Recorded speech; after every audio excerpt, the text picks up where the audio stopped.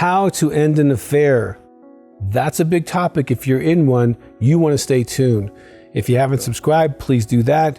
And if you have a question, put it in the box. We'll get back to you as soon as possible. So stay tuned for How to End an Affair.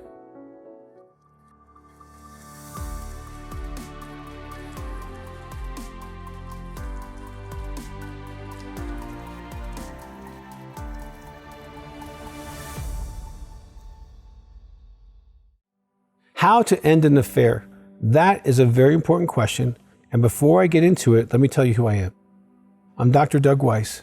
I'm the president of the American Association for Sex Addiction Therapy, the executive director of Heart to Heart Counseling Center that specializes in sexual addiction. So people fly from all over the country and world to see us every single week. And we got tons of phone counseling. So I have literally worked with about almost 5,000 couples. Many of them have had affairs. So I'm not talking just off the cuff to you. I've worked with many men and women who've had to face up that they had an affair, face up that they need to end the affair. Because they had to make a choice. They got caught usually, and they had to make a choice between their real family and their real spouse and the commitment they made there versus what they're getting out of this affair. And once you get caught, you don't get to live in both worlds, not generally speaking. So how do you end it? Now, if you're in an affair right now and you're watching this, congratulations. You're ahead of the curve. You haven't been caught yet. You haven't destroyed your life. You haven't risked your financial future. You haven't risked maybe your career even. You are in a great place to really end the affair. Now, if you've already gotten caught, this is going to help you as well. So let's talk about an affair first. An affair is that emotional connection. It's the being wanted. It's the flirting back and forth. It's the sensual, the long touching, the long hugs, the groping that you may or may not get in your marriage. It's the romance. It's the little cards, the notes, the flowers, the little gift that's a symbol of I love you. And it's that. An affair is intrigue. It carries this intrigue emotion to it, okay? It carries this feeling of somebody wants me, someone sees me, someone likes me, and I don't have to commit all my resources and all my time and all my energy and be there for all their appointments. They're good with just a little bit of me. That's enough for them, and it makes them happy that I'm with them. And that's all great. It's slightly delusional, but it's all great. It feels amazing, okay? But eventually, an affair, that person's going to want a relationship unless they are just a sex addict, you're just sex buddies, and you're both needing help because you're sex addicts. And if you are a sex addict, you have a history of pornography, masturbation, online affairs, hookups, one-night stands, that kind of stuff, get help. Okay, go to sexaddict.com and get some serious help, get in groups, get in counseling, call our office, 719-278-3708. So that you can get help. If you have a sex addiction, you're just on this thing all the time. Now, how do you end it? And here's the dilemma that you're going to face.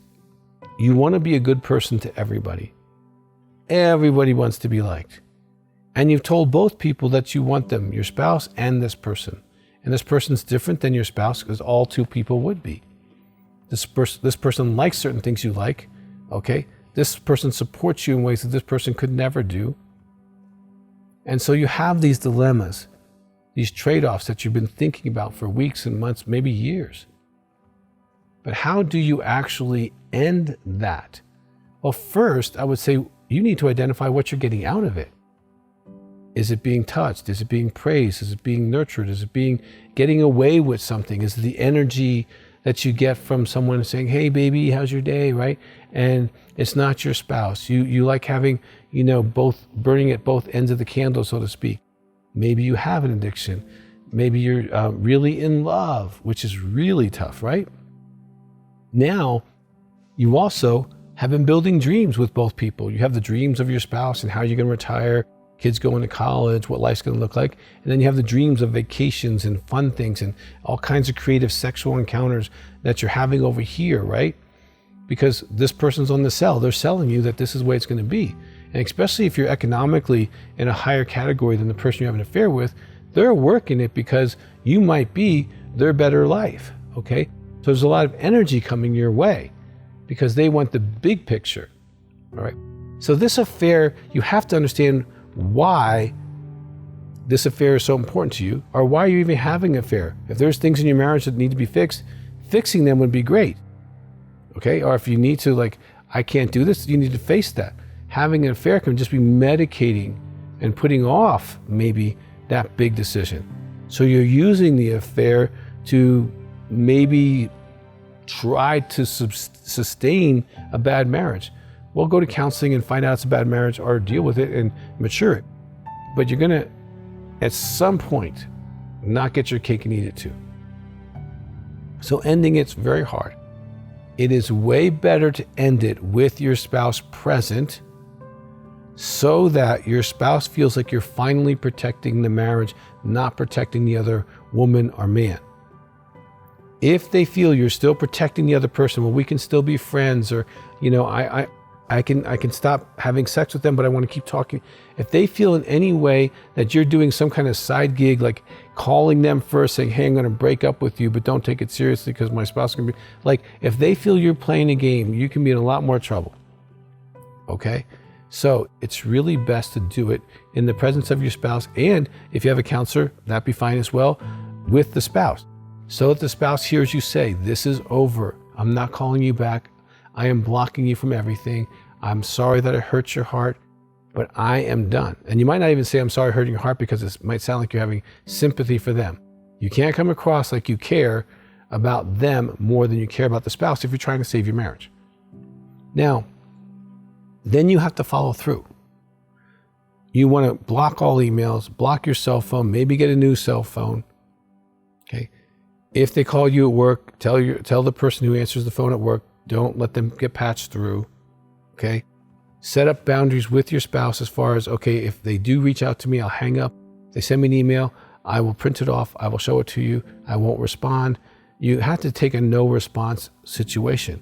Now, if there's someone you work with and you have to see, you're going to have to address those boundaries with your spouse, and you're going to have to establish trust with your spouse.